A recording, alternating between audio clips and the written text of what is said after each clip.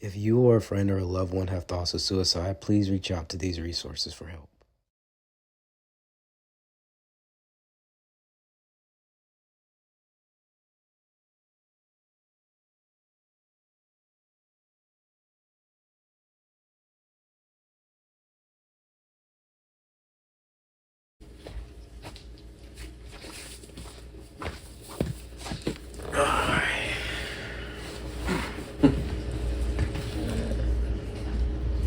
Baby. Yeah.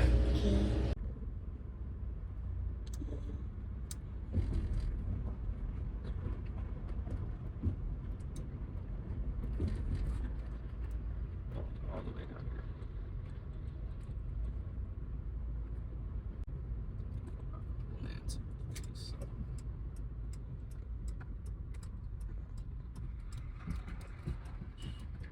Yeah, right here. So you enter here, and you would cut back down through here. This way.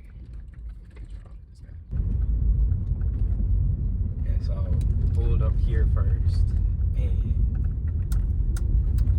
they decided to check me in. My bad. They decided to check me in right here, and went down, room one. It was 108, right? So I'm going here. All right, this was it. It looks different because it's no till 6, but right here.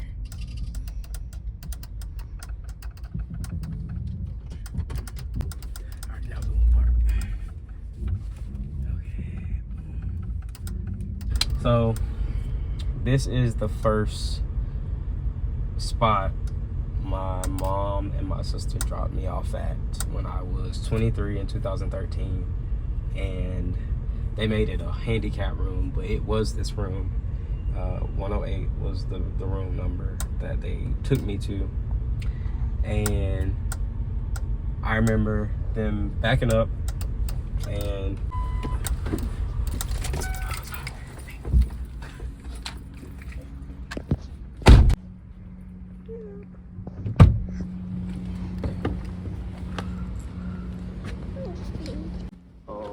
so yeah, I remember my mom backing up her van, just like this van right here, and I was just like in the back, and I was crying, and she just started like hurt. My sister just was like snatching stuff out of the van, just picking it up. She had unlocked the door and put everything in there. I didn't even have the key yet or anything. I was just still in a matter of shock. Because I had just got off of work. I was working at a Subway at a different location down the road here, and all of a sudden we're in the van and they're just talking to me about, do you remember saying coming out to the family at my Uncle Gary's funeral?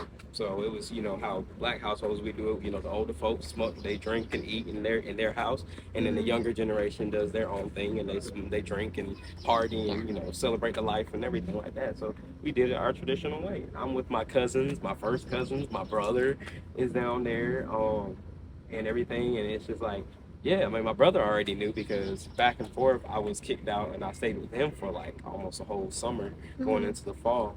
And he knew already about it. So I guess he had told my mother, or something had came about that it went down the grapevine, that I had told everybody that I was dating women at the time. So basically, I was a lesbian at the time because I was still living as a female.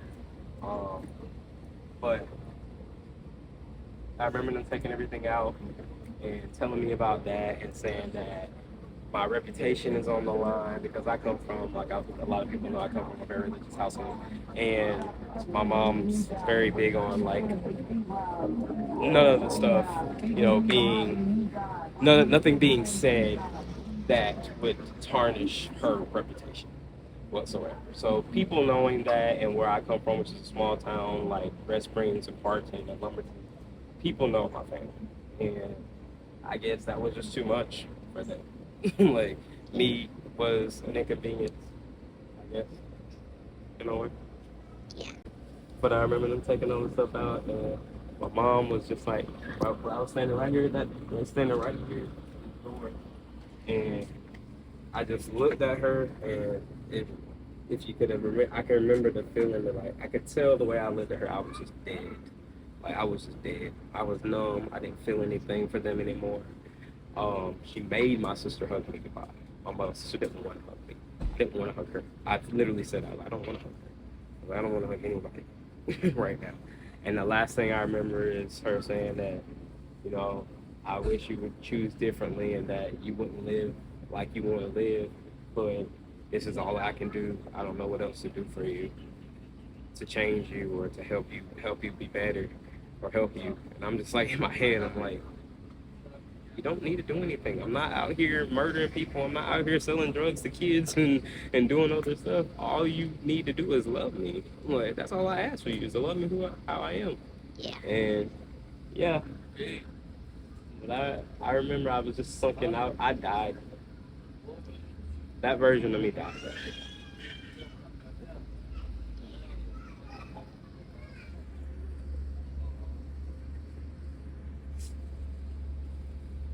Give me a minute, babe.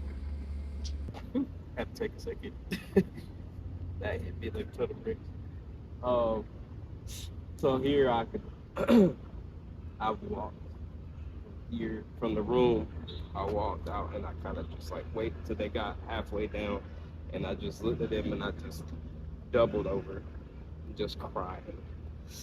And I stood like right here for a good second, and it was just like, this is really happening.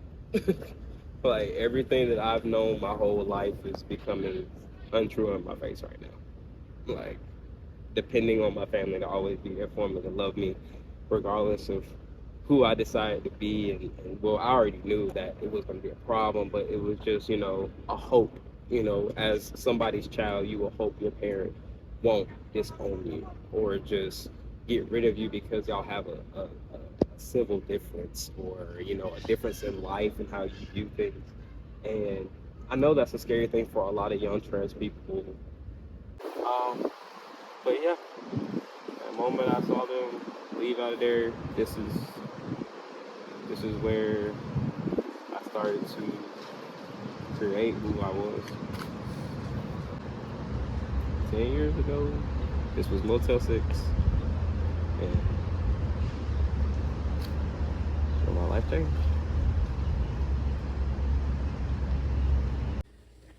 Who are you?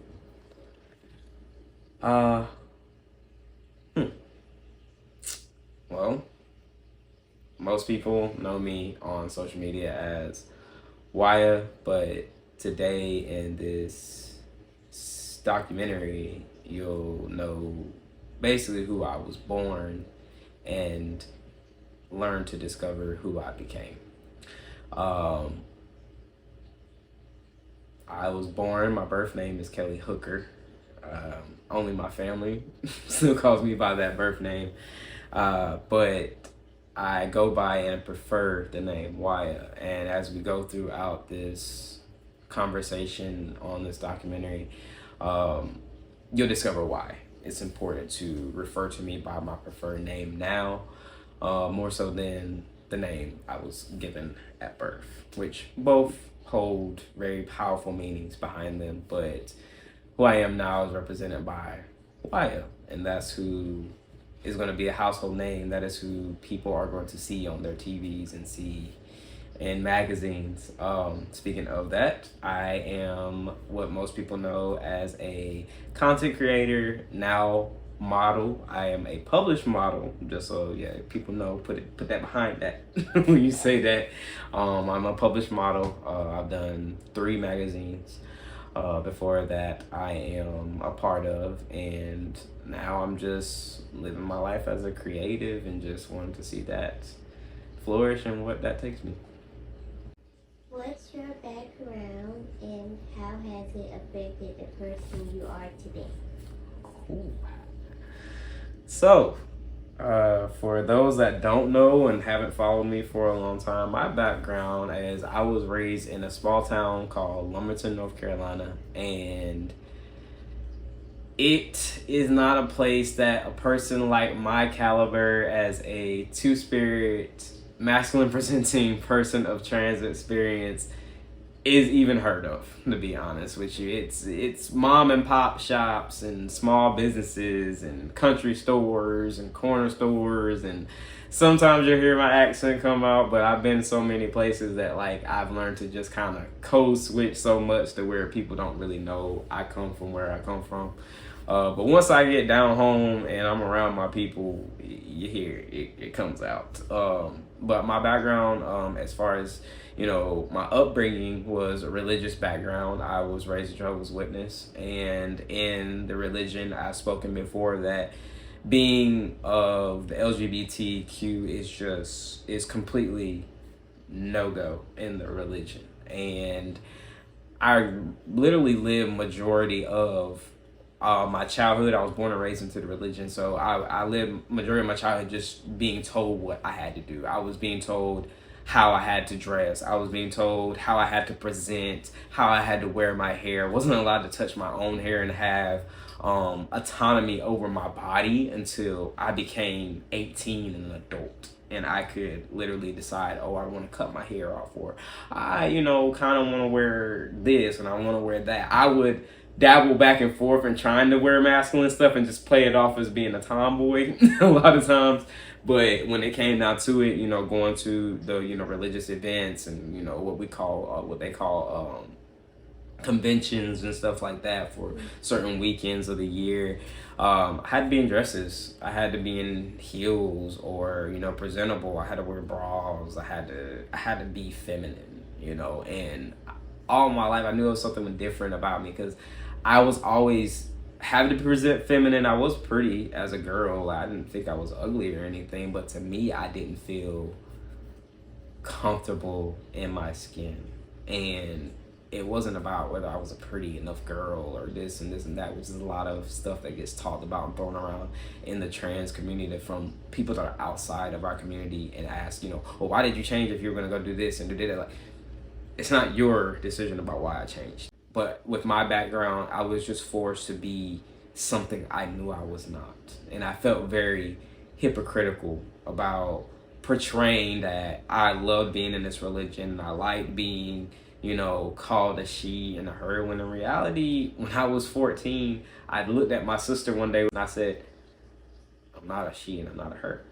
And it was in that moment that I was just like, whoa, what does that mean? What does that mean for you? Then who are you? What are you?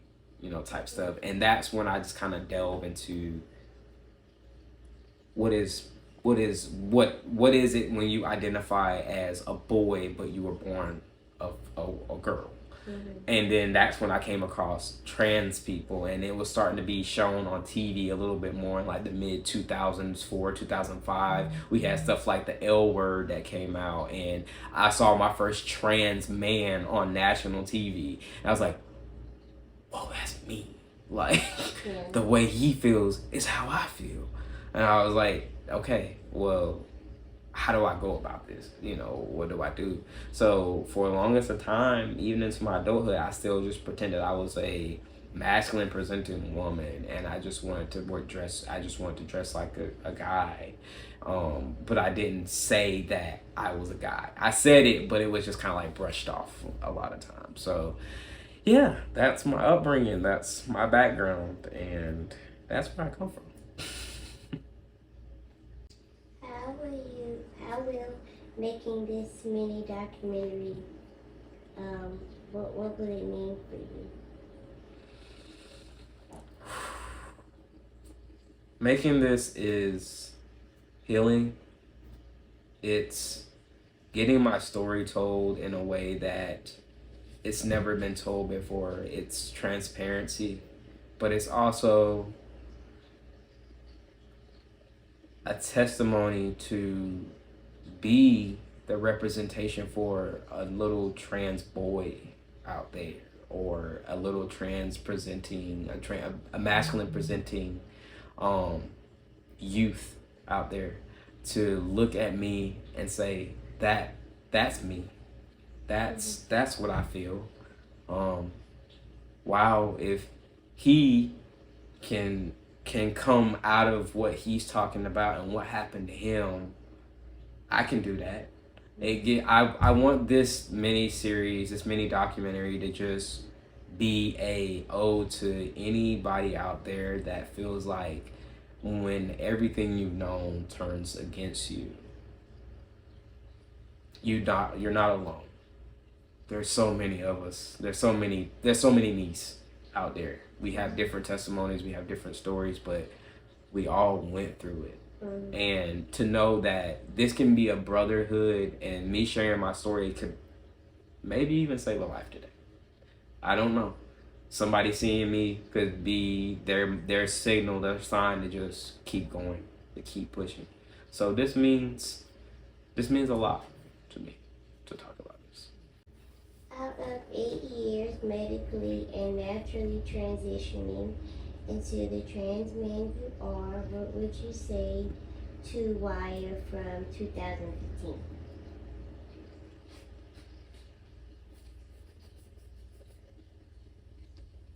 I'm glad you chose to stay.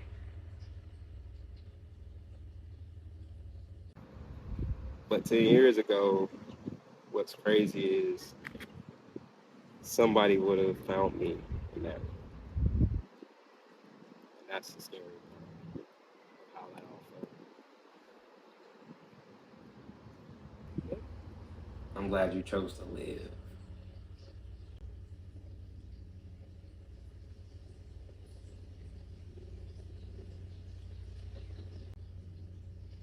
There is nothing wrong with you. You are a beautiful person. You are a beautiful being. And you literally are a butterfly. You evolve. In 10 years, you've evolved so much. And you matter. The things that people have told you throughout the years that you won't be successful, nothing you do will ever be good. The things that your family members told you would never happen, they happened because you kept pushing. You believed in yourself. It's not just about my transition, it's about life. It's about me living. And I think that's why it's very important for me to always celebrate my Manniversary and becoming the self-made man that I am and having the trans experience, because I lost a lot of friends along the journey. And when I say lost, I like they're no longer here with us. And I could have been counted amongst that statistic had I just not seen something worthy in myself that mattered. So I'd say thank you for still being here.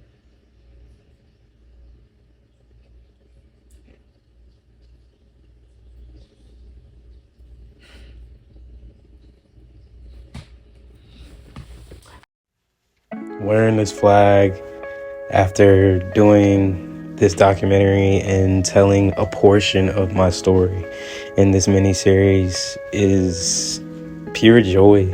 It's trans resistance. It's pride. It's me. Earlier in the documentary, I told you guys you would learn why it's so important to call me Waya. Calling me by my preferred name as Waya is so important because that is a name I earned. That is a cultural name. In Cherokee, it means wolf. A wolf is a leader, an animal that takes care of their pack, that takes care of their family, watches over others, and sometimes can be aggressive with what needs to get done and what needs to be said and what needs to be heard. Those are all the things that make me who I am and what I represent in my community. I am who I say I am. And that's the most beautiful thing about being me.